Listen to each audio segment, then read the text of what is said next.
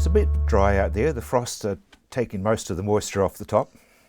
Well, they have, Rob, but I'd have to say it's probably been one of the mildest winters, and obviously a lot of people are talking about climate change and things like that, but the reality is that we probably haven't had enough moisture during the winter to offset what is likely to be, a shortage of water, especially in wells, because they're down certainly in Canterbury, and so that makes it more important in the spring that we try and, when we're planning to plant, that we're conserving moisture and that we're planting early and making all the right decisions to make sure that we maximise what we've got, really.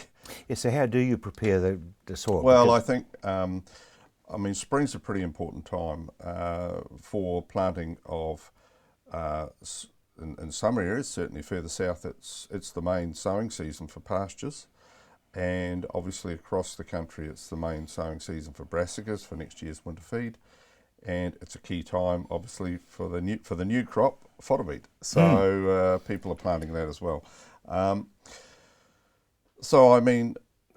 You can't get away from the age-old adage of ensuring that you have a reasonable fallow of some description to try and conserve moisture. Right. So whether you're going through using direct drilling systems or you're using traditional cultivation, you really want to go through and prepare in time to make sure you've got some form of conservation of what moisture you've got, and prepare the seed bed so that obviously when you plant the seeds, whatever they might be, they get that up and away and get a chance to germinate reasonably quickly. So your Cambridge roller comes into its own? Well, yes, all your various equipment, Rob, and some species can be direct drilled quite successfully, others can't, and so there's a real mix and match of what, just depending on individual farmers' circumstances, what they're going to use. But I think it's pretty key that we try and certainly conserve moisture.